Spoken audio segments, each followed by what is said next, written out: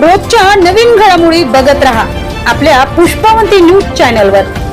आजच आपल्या चॅनलला लाईक करा, शेअर करा, सबस्क्राइब करा, बेल आयकॉन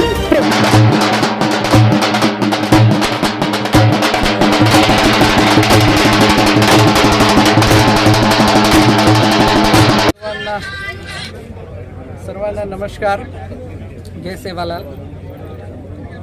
आज पुसद येथे गोर अन्न छात्रालय जो उपक्रम आपण काही वर्षापूर्वी सुरू केलं होतं आणि कोविडच्या काळात त्याला थोडंसं खंड झालं होतं आणि त्याची सुरुवात आपण आज परत करतोय। तर मी आपल्या सर्वांना माहिती देतो की संत सेवालाल महाराज आणि बंजारा समाज यांचं नातं हा फार घट्ट आणि रामनवमी निमित्त कर्नाटक असो, आंध्र प्रदेश असो, मराठवाडा असो किंवा पश्चिम महाराष्ट्र असो, या बाजूने या रामनवमीच्या दरम्यान 4 ते 5 दिवस भाविकांची गर्दी हा फार मोठ्या संख्येत तिथे पोहरादेवीला दर्शन घ्यायला जातात आणि त्यांची कधी कधी गैरसोय होते। कधी कधी त्यांना जेवायला किंवा चहा प्यायला किंवा काही क्षण आराम करायचा असेल किंवा त्यांचं काही आजार असेल किंवा पोट खराब झालं असेल, काही छोटे मोठे आजार असतील, त्याच्यावर त्यांना सोयीसुविधा मिळावं म्हणून गोर अन्न छात्रालयाचं आपण इथे जे काही वर्षानंतर परत सुरू करतो आहे आणि यावेळेस आपण ह्या PN कॉलेजजवळ करतो आहे, कारण की सर्व मंडळी जी येणारी आहे ती थांबून इथे त्यांची सोयीसुविधा व्हायला पाहिजे। त्यांचं 3 दिवस जेवण, चहा आणि आरोग्य यासाठी त्यांना सुविधा देण्याचा आपण प्रयत्न इथे करतो आहे। या उपक्रमाला सर्व समाज बांधव, काही संघटना आणि मोठ्या प्रमाणात काही तरुण मंडळी यांनी पुढाकार घेऊन सहभागी होऊन त्यांचं पूर्ण वेळ त्यांनी निधी देण्याचं काम असो, अन्नदानाचं काम असो किंवा आपलं श्रमदान असो, या विविध याच्यात त्यांनी आपलं योगदान तिथे दर्शवलेलं आहे। मी त्यांचं खूप खूप आभार व्यक्त करतो। सर्व पत्रकार बांधवांचं पण इथे आभार व्यक्त करतो आणि हा जो उपक्रम आहे हा माझा पुतण्या स्वर्गीय राज नाईक यांना मी त्यांच्या चरणी हा आपण इथे सुरू करतो आहे। तर याला प्रतिसाद हा कोविडच्या आधी जेव्हा आपण करायचो तेव्हा मला लक्षात आहे की 40,000 लोकांनी तिथे 3 दिवसात जेवण केलं होतं आणि त्यांना आपण तिथे सेवा देण्याचं काम केलं। तर निश्चितपणे मला असं वाटतं यावेळेस त्याच्यापेक्षाही जास्त लोकांना आपण इथे सेवा देण्याचं काम इथे करू आणि याच्यात सर्वांचा सहभाग असल्यामुळे त्यांचं परत एकदा मी खूप खूप आभार व्यक्त। येणाऱ्या भाविक भक्ताला काय आवाहन करणार आहे या मार्गाने येण्यासाठी? हे आव्हान म्हणजे आता पहिले आपण जर बघितलं 10-20 वर्षापूर्वी तर रस्ते चांगले नव्हते, गाड्या चांगल्या नव्हत्या, ऊन खूप असायचं, सोयीसुविधा कमी असायच्या।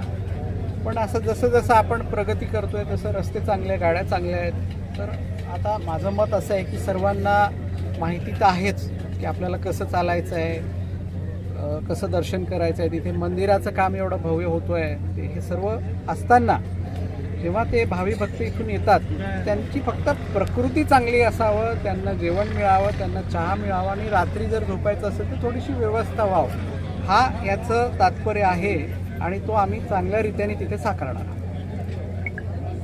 आपण भाऊ अत्यंत चांगला निर्णय घेतला की वाचनालय संदर्भात हा विचार आपल्या मनात कुठून आला आणि याबद्दल आपण काय सांगू शकता? हे वाचनालय खरं म्हणजे अलीकडल्या काळात आम्ही बघितलेलं आहे, खरं म्हणजे सांगायला नाही पाहिजे पण एक लोकप्रतिनिधीमधून सांगायला पण पाहिजे की आपण युवा तरुण आजकालची पिढी जर बघितली गावोगावी तर ते व्यसनाच्या आधी जाऊन थोडंसं वळण वेगळं लागलेलं आहे त्यांना, तर चांगलं वळण लागायला पाहिजे।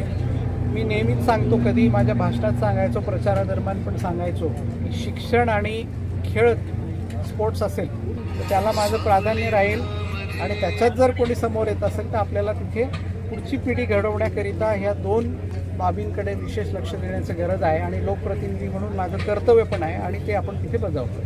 MIDCच्या भरात आपला निधी सुद्धा मंजूर झालेला आहे आणि आपलं भविष्यातलं विकासाचं MIDCच्या भरातलं व्हिजन काय आहे? MIDC बघा, सर्वप्रथम तर आपल्याला रेल्वे नव्हती, आता रेल्वेचं काम सुरू झालेलं आहे।